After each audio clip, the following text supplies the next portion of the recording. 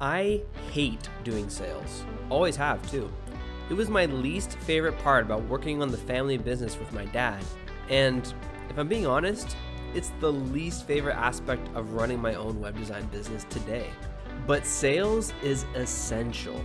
So if you want to build a successful web design business, you need to learn to love it. What helps me to learn to love things that I instinctively hate? Get really good at it.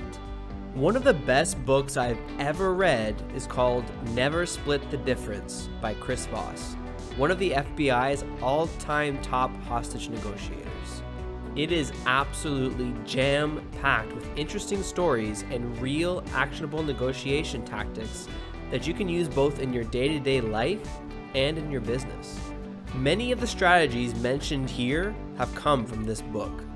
I've used these strategies myself to sharpen my sales skills over the years and gain more web design clients. Are you ready to do the same? Sales trick number 1. Use non-round numbers in your quotes. If you live in North America, you know that you can't buy anything for $10, but you can buy an infinite amount of things for $9.99. There are multiple psychological effects that are happening when companies choose to price their products this way. But for us web designers who will be specifically quoting each job at a unique price, here's why using non-round numbers is super effective. It gives your quote more credibility and weight. Think about it. If I quote you on a website rebuild at $1,000, it sounds like I just pulled that number out of my butt. Your first inclination will be to negotiate for a lower price. But if I tell you the website redesign will cost $965, you will naturally assume I have put a lot of careful thought into calculating this specific number. You'll be less inclined to feel like you're not getting a good deal. Because what can you possibly buy for an even $1,000? The number just sounds too perfect. So here's how to do it.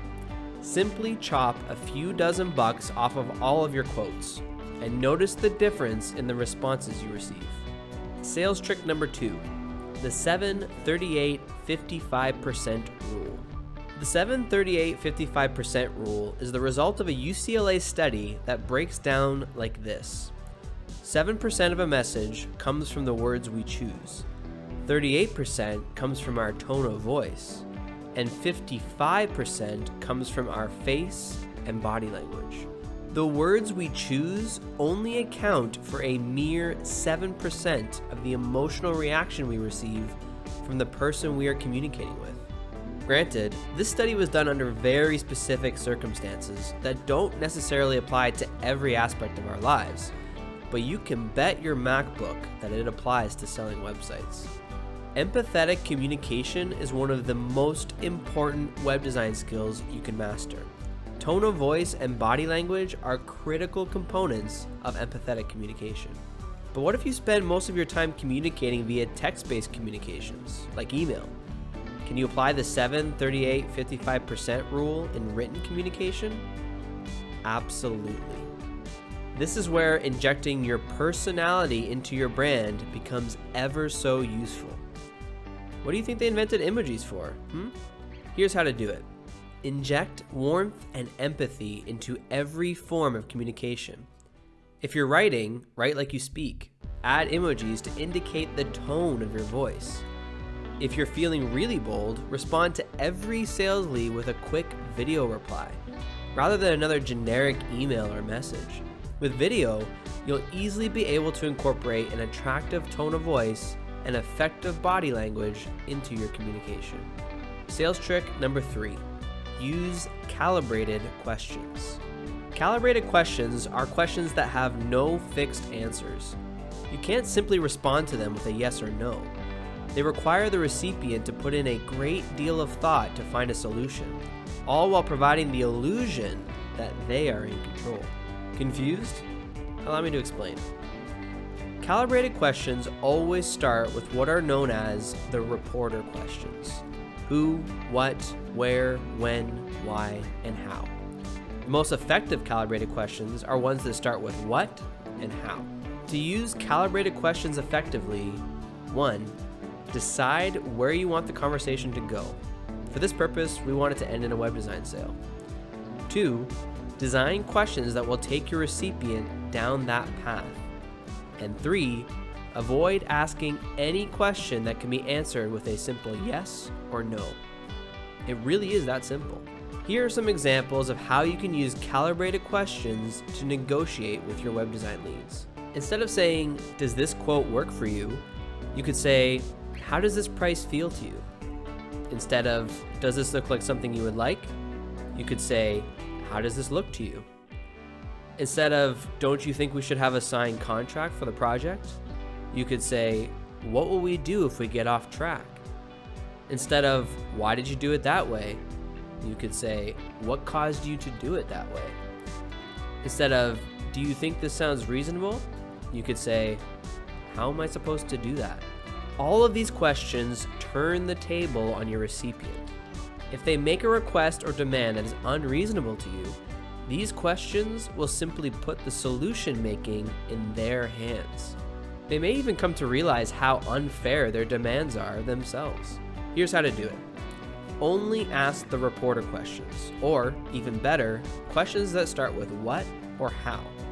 Get your web design leads to start negotiating with themselves. Avoid any question that can be answered with a simple yes or no. Sales trick number 4, label their emotions. Emotions are raw and powerful. They can easily overtake and overwhelm our sense of logic. In a negotiation, this can be a real problem. Labeling these emotions can disarm them. This trick may sound a bit weird at first, but stay with me because it's super simple. A great negotiator doesn't ignore or dance around sensitive emotions in their counterpart. They acknowledge and identify them. Your web design lead is likely to have all sorts of fears and emotions running through their mind. Things like, how do I know this guy has the necessary web design skills? What if I'm overpaying? Do I really need to redesign my website? What will I do if I need to make small edits and changes here or there? Your job will be to sense these emotions and label them. How? By literally reciting these emotions to them out loud. Think of every single one of those emotions we just mentioned. Then simply add, "It seems like you're thinking," right before it. It seems like you're thinking, how do I know this guy has the necessary web design skills? It seems like you're thinking, what if I'm overpaying? It seems like you're thinking, do I really need to redesign my website? It seems like you're thinking, what will I do if I need to make small edits and changes here or there? This will end in one of 2 ways. 1, you'll correctly label their emotion and elicit an enthusiastic response. Your web design lead will sense your empathy and feel like you truly understand their concerns. Or 2, you'll incorrectly label their emotion and encourage your web design lead to explain exactly what they're feeling. Either way, you'll get one step closer to understanding your lead's needs and successfully closing the sale. Here's how to do it. Listen to your web design lead talk and listen well. Try to measure their responses and sense what they're thinking and feeling. Then, label those emotions with something like, "It seems like you're thinking or feeling X." Easy as pie. Sales trick number 5. Provoke a no as soon as possible instead of a yes. Yes, I realize I just told you to avoid questions that can be answered with a yes or no, but sometimes it's unavoidable, particularly in the beginning of a negotiation. Let me explain. Ultimately, we want our negotiation with our web design lead to end in a yes. Yes, I will buy a website design from you. This is the exact result we want in any sales negotiation. However, there is a serious stigma attached to the word no. We look at the word no as an undeniable rejection. But when someone tells us no, what they're really saying is, "I'm not yet ready to agree," or "You're making me uncomfortable," or "I don't understand," or "I don't think I can afford it," or "I want something else," or "I need more information," or "I want to talk it over with someone else." By reframing how we look at no, we can start to look at it for what it actually is, a stepping stone that leads to yes. What this boils down to is, like many other aspects of negotiation, control. We've all experienced the feeling of losing control in a negotiation.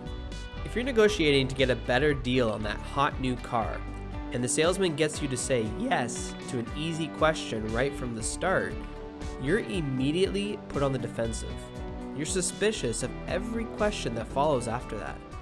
You feel like he's leading you by the nose down the path that he wants to take you down, one that ultimately ends in you paying more than you want to for that car. But by giving the car salesman a firm no right off the bat, you let him know that you're in the driver's seat here. You'll be deciding which direction this negotiation takes, one that leads to you paying your ideal price for that car. See how easily that minor adjustment can completely shift the mindset of the individual you're negotiating with? Once you receive that initial no, you can counter it with some calibrated questions. What about this quote doesn't work for you? Or what would it take to make this deal work? Or you can label their fears and concerns. It seems like something about this quote is bothering you. Or it sounds like you're afraid that you're not going to get your money's worth. So here's how to do it. When beginning the negotiation with your web design lead, help them to feel like they're in control. Ask a question that will allow them to easily respond with a no. Chip away at those walls they've built up, one by one. Sales trick number 6. Use mirroring instead of positive reinforcement. Who doesn't love some good old-fashioned positive reinforcement? As it turns out, many of us, at least subconsciously anyway. One study done by psychologist Richard Wiseman used restaurant waiters to highlight the power of mirroring over positive reinforcement. One group of waiters used positive reinforcement with their customers, saying things like, "Sure, great," and "no problem," as they listened to and acknowledged their orders. The other group of waiters employed the mirroring tactic, which simply involves repeating the customer's orders back to them. The result? The average tip of the waiters who mirrored was 70% more than the waiters who used positive reinforcement. Mirroring is based on this basic human quality. We fear what's different and are drawn to what's similar. And you can expand this tactic far beyond merely mirroring someone's words. You can mirror someone's tempo, body language, speech patterns, and tone of voice. Here's how to do it. When listening to your web design lead speak, simply repeat back the last few words to them. For example, if they say, "I'm just not sure how many pages I need," you would reply with, "How many pages do you need?"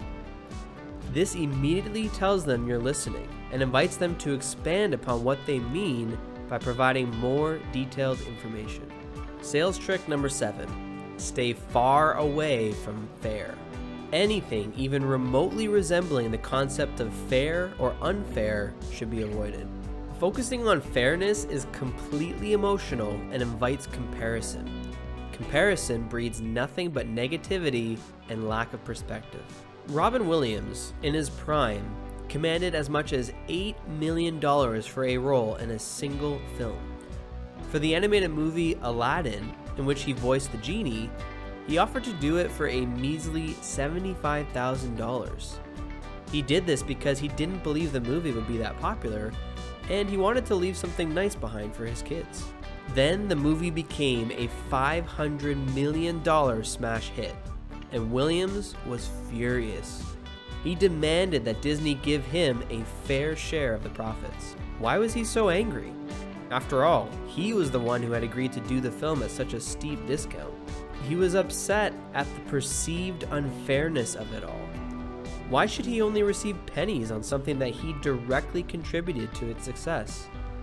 Had the movie actually been a mere blip on the radar as he predicted, do you think he would have reacted in the same way? In like manner, never get involved in a comparison game. Web design is an absurdly confusing industry. There are no clear pricing structures. There's no physical, tangible product to give your customer when the work is done. It's all ones and zeros. And many web designers undercut one another in fierce competition. Don't play that game. You'll find the words fair and unfair will pop up very quickly. Here's how to do it. Never invite comparisons with other web designers. It's a losing game. Stick to your strengths, sell your personality, clearly define your pricing, and convince your web design lead that they will receive more than their fair share of value. Sales trick number 8. Trigger a "that's right," not "you're right." What's the difference between "that's right" and "you're right"? You tell someone you're right when you're tired of being bothered by them and try to inflate their ego to get them to leave you alone. But you tell someone that's right when they affirm your worldview or version of events by reciting them back to you.